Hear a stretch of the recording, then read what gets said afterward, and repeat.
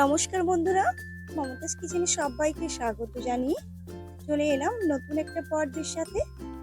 আজকের পর্বে আপনাদের বানিয়ে দেখাচ্ছি আঁশটে গন্ধ ছাড়াই পাঙাশ মাছের টক ঝাল। তো বন্ধুরা, পাঙাশ মাছের অনেক রকম রেসিপি খেয়েছেন, এইভাবে একবার পাঙাশ মাছের টক ঝাল বানিয়ে দেখতে পারেন। খেতে অসম্ভব সুন্দর হয়, মারাত্মক টেস্টের একটা রেসিপি। আপনারা বাড়িতে বানিয়ে দেখতে পারেন। তো বন্ধুরা, ভিডিও শুরু করার পূর্বে আপনাদের কাছে অনুরোধ, ভিডিওটা কোথাও না স্কিপ করে প্রথম থেকে শেষ পর্যন্ত দেখতে থাকুন। আশা করছি আপনাদের খুবই পছন্দ হবে। তো এখন সরাসরি চলে যাব মূল রেসিপিতে। পাঙাশ মাছের টক ঝাল বানিয়ে নেওয়ার জন্য এখানে দেখুন 4 পিস মাছ নিয়ে নিয়েছি। তবে এই মাছটার সাইজ ছিল প্রায় 2 কেজির ওজনের। তো সেখান থেকেই আমি 4 পিস নিয়ে নিয়েছি, কেটে ধুয়ে পরিষ্কার করে নিয়েছি। এর মধ্যে প্রথমেই কিছু উপকরণ মিশিয়ে নেব, যেটা দিলে এর যে আঁশটে গন্ধ থাকে পাঙাশ মাছের, ওটা কিন্তু থাকবে না। তার জন্য দিয়ে দিচ্ছি 1 টুকরো লেবুর রস। এভাবে একটু চেপে চেপে রসটা বের করে দিয়ে দিচ্ছি। এই কারণে কিন্তু যে পাঙাশ মাছে যে বিকট আঁশটে গন্ধ থাকে, ওটা কিন্তু আর থাকবে না। এভাবে রান্না করে দেখবেন, খেতেও যেমন সুস্বাদু হয়, তেমনই এই যে আঁশটে গন্ধ একদমও থাকবে না, আর খেতেও কিন্তু সবাই ভালোবাসবে। আগের একটা ভিডিওতেও কিন্তু এভাবে রেসিপিটি বানিয়েছিলাম লেবু রস দিয়ে, আর আজকেও কিন্তু ঠিক একইভাবে বানাচ্ছি লেবু রস দিয়ে।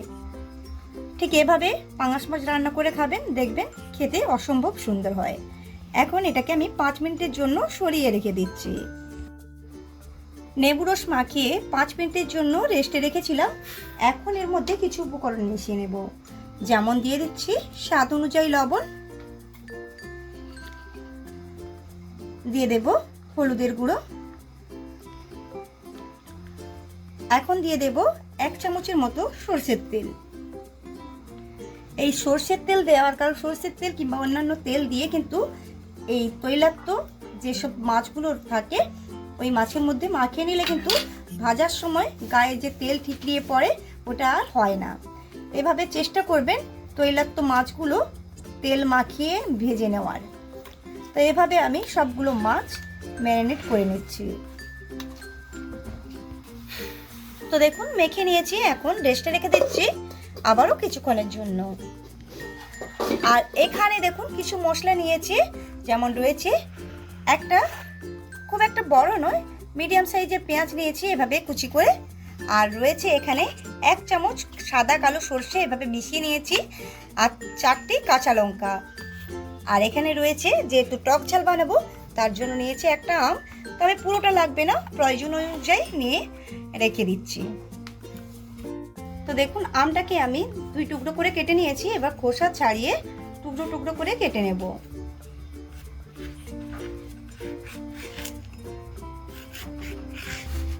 তো দেখুন আমগুলো আমি কেটে নিয়েছি, এখন এই পাত্রে করে তুলে রেখে দিচ্ছি।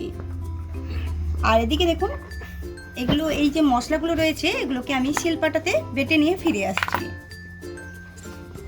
তো দেখুন আমি মশলাগুলো খুব ভালোভাবে বেটে নিয়েছি, এখন সরাসরি চলে যাব মূল রেসিপিতে। বেশ কিছু সময় ধরে মাছগুলোকে মেখে রেখেছিলাম, এখন এই মাছগুলোকে খুব ভালোভাবে তেলে ভেজে নেব। ভেজে নেওয়ার জন্য কড়া বসিয়ে দিয়েছি গ্যাসের উনুনে। এখন দিয়ে দিচ্ছি বেশ কিছুটা পরিমাণ সরষের তেল। আর দেখুন কড়াটা বেশ গরম হয়ে গেছে, আর তেলটাকেও খুব ভালোভাবে গরম করে নিয়েছি। এখন তেলটাকে কড়ার চারিদিকে একটু ছড়িয়ে নিচ্ছি। এরপরে একে একে মাছগুলোকে ওই তেলের মধ্যে দিয়ে দেব।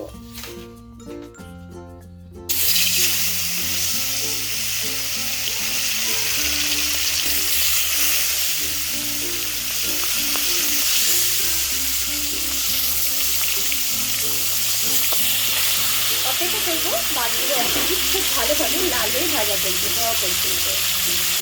তো দেখুন মাছগুলো এক পিঠ হয়ে গেছে, আমি উল্টে নিচ্ছি অপর পিঠ ভেজে নেওয়ার জন্য।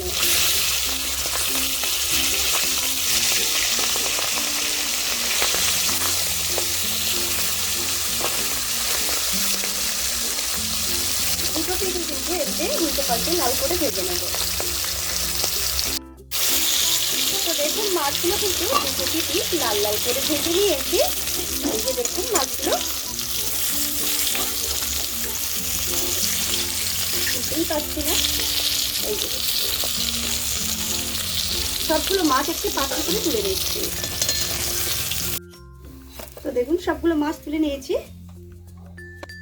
তো দেখুন কড়ার মধ্যে যে অবশিষ্ট মাছ ভাজার তেলটি আছে ওই মধ্যে দিয়ে দিচ্ছি আবারও কিছুটা পরিমাণ সরষের তেল। এখন ফোড়ন হিসেবে দিয়ে দেব 3টি কাঁচা লঙ্কা। তো দেখুন এগুলো কিন্তু একটু শুকনো হয়ে গেছে, এইভাবে একটু ফাটিয়ে দিয়ে দিলাম।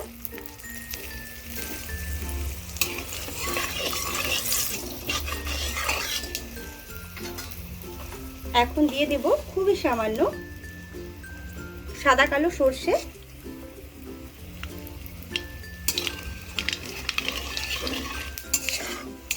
তো দেখুন ফোড়নটা খুব ভালোভাবে ভাজা হয়ে গেছে, দেখুন সর্ষেগুলো ফাটতে আরম্ভ করে দিয়েছে। আর ঠিক এই পর্যায়ে দিয়ে দিচ্ছি আগে থেকে বেটে রাখা পেঁয়াজ।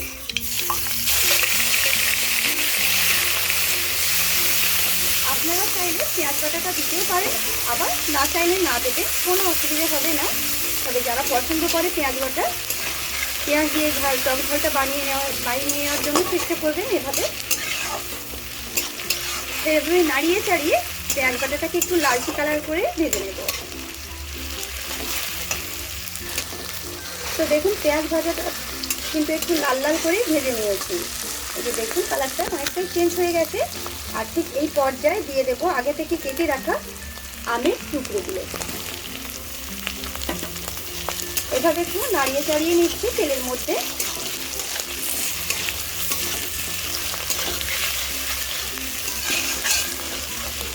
এখন দিয়ে দেব কিছুটা পরিমাণ লবণ, আর দিয়ে দেব হলুদ গুঁড়ো কিছুটা পরিমাণ। আবারও নাড়িয়ে চাড়িয়ে নিচ্ছি। লঙ্কা গুঁড়ো এবং হলুদ গুঁড়ো দেওয়ার পর আবারও নাড়িয়ে চাড়িয়ে নিয়েছি। ঠিক এই পর্যায়ে দিয়ে দেব আগে থেকে বেটে রাখা কাঁচা লঙ্কা এবং সরষে। এটা দেওয়ার পর কিন্তু কোনোভাবে তেলে নাড়াবো না, সাথে সাথে কিন্তু জল দিয়ে দেব। দিয়ে দিচ্ছি টক ঝালের জন্য পরিমাণ জল।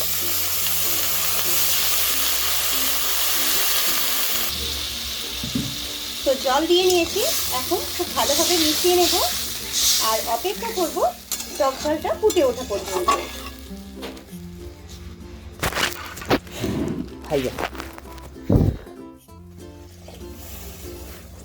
কালার তো টকের মতো হয়। কিছু সময় ধরে ফুটিয়ে নিয়েছি। ঠিক এই পর্যায়ে দিয়ে দেবো আগে থেকে ভেজে রাখা মাছগুলোকে। সবগুলো মাছ দিয়ে দিলাম। আর মাছগুলো দেওয়ার পর আমি আবারও কিছু সময় ধরে ফুটিয়ে নেব। আর ততক্ষণে আপনাদের বলে দিচ্ছি কোন বন্ধু কোথা থেকে দেখছেন অবশ্যই কমেন্টের মাধ্যমে জানাবেন, তাহলে আপনাদের ধন্যবাদ দিতে আমার সুবিধাই হবে। আজকে যে বন্ধু আমার চ্যানেলে নতুন এসে ভিডিওটি দেখছেন, প্লিজ আমার চ্যানেলটিকে সাবস্ক্রাইব করে পাশে থাকা বেলটি প্রেস করে অল করে রাখবে এরকম নিত্য নতুন ভিডিও পেতে। তো আজকের রান্নাটা কিন্তু আমি পুরনো দিনের হারিয়ে যাওয়া একটা রেসিপি আপনাদের কাছে তুলে ধরলাম। আজকের রেসিপিটি যদি ভালো লাগে লাইক করবেন, কমেন্ট করবেন এবং শেয়ার করতেও কিন্তু ভুলবেন না। তো দেখুন অনেকটা সময় ধরে ফুটিয়ে নিয়েছি, আবারও কিছু সময় ধরে আমি ফুটিয়ে নেব যতক্ষণ না আমগুলো সেদ্ধ হচ্ছে। তো এইভাবে আমি লো টু মিডিয়াম আঁচ করে রেখে দিচ্ছি। তো মাছগুলো দেওয়ার পর আমি টেস্ট করেছিলাম, লবণটা একটু দরকার আছে, তার জন্য লবণটা অ্যাড করলাম। তো আবারও কিছু সময় ধরে আমি ফুটিয়ে নেব টক ঝালটাকে। কিছু সময় ধরে টক ঝালটাকে ফুটিয়ে নিয়েছি। আর ঠিক এই পর্যায়ে দিয়ে দেব 1 চামচের মতো সরষের তেল ওপর দিক দিয়ে দিয়ে দিচ্ছি। আর অপেক্ষা করব আবারও 1 মিনিট।